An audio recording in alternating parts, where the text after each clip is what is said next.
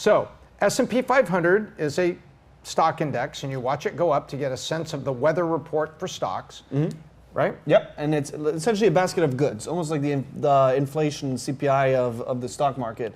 And like you said, where who are the seven heroes? The seven. It's Apple, Microsoft, Facebook, Nvidia has been going crazy. Nvidia, boy, leading the parade. Google, Amazon, and then probably was Netflix in there making a comeback? I don't know about Netflix. I don't know. But nonetheless, it's interesting though because it goes to show how skewed the S&P 500 can be. Where if you have 4, 5, say 10 stocks that are carrying the load, and overall the whole year the S&P is up, but in reality the majority of it is either flatlining or going down. But there's a few of them that have so much real estate in that portion where that alone can pull it up. So it looks like it's doing well, but in reality it's something very different on that end. Yeah, and the one who's really leading the parade. I think Tesla was in there too. Tesla could be in there too. Yeah. Full disclosure, I loaded up on some Tesla at 119 at the beginning of the year, and now it's 274. So I'm very pleased. I just didn't load up enough.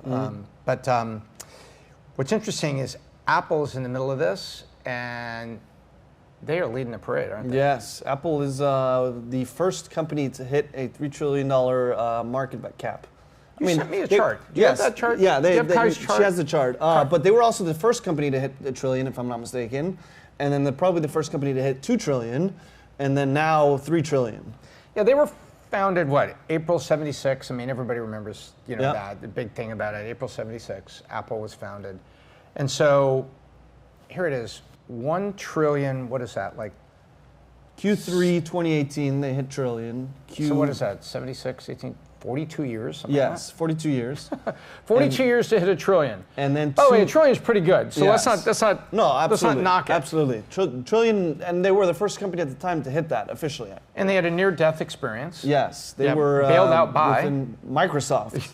Which is that must be one hell of a negotiation. Go to Bill Gates and say, hey, you need to save my company by investing, but that also goes to show the power of distribution, because he could go to Bill Gates at the time and say, I'm going to grant you access for the Microsoft Office on all these laptops, and that was enough of a reason for Microsoft or Bill Gates to see that being worth it, because now he had access to distribution. Because starting off, Steve Jobs was very big on holding the ecosystem closed, where they weren't allowing Microsoft Office packages on Apple computers. The same thing with iTunes. iTunes was limited specifically to Apple computers. The whole idea of the iPod was to sell more computers, because that's where they could download the music and work with it and stuff like that. Okay, $5 Starbucks card to you or Kellyanne. What was the name of the Microsoft competitor to the iPod? I couldn't even tell you. No. I'm pretty sure it was Zune. Zoom? X-U-N-E. I think it was something like that. X-U-N-E? Yeah, that's exactly right. It couldn't have done too well. And if you have a Zune, it's probably worth a lot of money. Someday you'll be on Antique Roadshow. Oh, this is a Microsoft Zune. They attempted to compete with the iPod. With the iPod, and they got their open source butt kicked. Yep. It's interesting. Let's go back to this chart again, because here in this run for the year, there it is. There's the Zune. I've never heard of that before. That's a very original design. You missed an opportunity to get a free Starbucks card from the Biz Doc. $5 gift card. There you go. So let's go back to the chart. People, look at this, because I was doing some math in my head on that. So that's 42 years to 1 trillion, and then one was 2 trillion. That 2 years later, in Q3 2020. 2 years later. So it took 42 years to make a trillion. Once they figured it out, took them 2 years. They doubled it. And then 3 years later, it was another trillion in Q3 2023. This is going to get me in trouble, but it's like Catholics having kids. Once they have the first one, how do you stop them? Yep. It's like, so that's 2 trillion, and then 3 years later, it's a 3 trillion.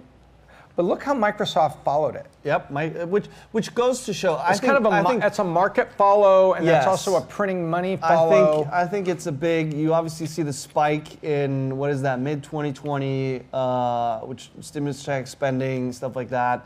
And I think that if you look at all of them, they have a very similar growth. Even Nvidia on the bottom has a similar growth where it takes off a little bit, it takes up, and then it kind of tapers off. And then now I'd say probably starting on 2023 is climbing fast. Look at NVIDIA. Yeah. NVIDIA is within $30 trillion of Amazon right now.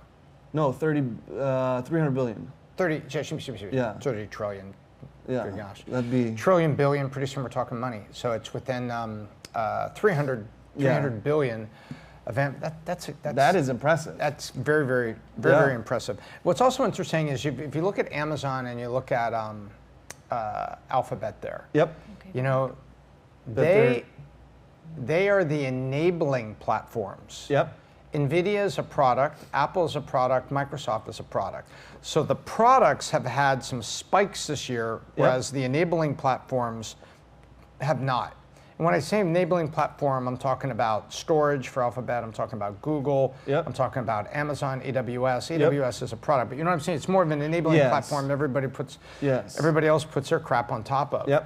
But man, but there you have it. But I think Apple is a product, but also a platform. I mean, like that's the interesting thing about both Microsoft and Apple at this point. Well, you have to buy the product, but then you're stuck on the product. Platform. Yeah, because the big thing with Apple now is the last thing they innovated since Steve Jobs' death was the Apple Watch. And then you have some accessories, multiple different colors. A lot of these things, which were things that Steve Jobs was completely against in terms of 4 different phones. There we have Kelly with the Apple Watch. But their lack of innovation, my question is, how long can they keep the gravy train going before the lack of innovation is going to catch up and they're going to start tapering off? Because if you don't innovate and you're not taking risks and you're not leading from the front, kind of like with Meta, if you're just following suit, then that's only going to last for so long. And the only great thing that I think Apple has kind of done or changed in the last couple of years is creating the ecosystem where once you get sucked in, you get stuck.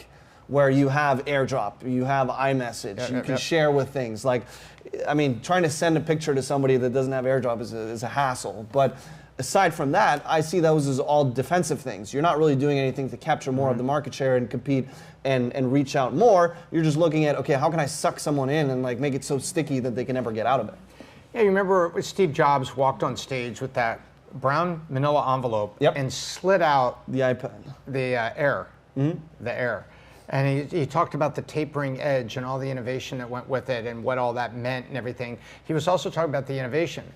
After he passes away, you know, there was a couple lawsuits around the system OS updates for the phone that deliberately caused the batteries to run down faster because shortened battery life was what led people to think, oh, I guess my phone's old and dying. And then, which led to a whole group of businesses like You Break, I Fix, those little shops that you can go into. And you say, hey, I need a battery. And they've got those tools. They open it up, they reseal it, and they put the new battery in it. And all of a sudden it's working great, you know, back the way it was. But there was a lot of criticism that they were deliberately doing that to create the perception of technical obsolescence so that you bought a new one. That's what they were hoping everybody would do. You know, it never seems to me Steve Jobs wouldn't have done that. No, not at all. That's not a Steve Jobs place. That's in my opinion something where you're just trying to push up the balance on the books. You're just trying to create a little bit more money. It's a defensive thing. You're not going offense and pushing boundaries or creating something new. You're simply finding a way of how can I squeeze an extra couple bucks out of the Biz Doc.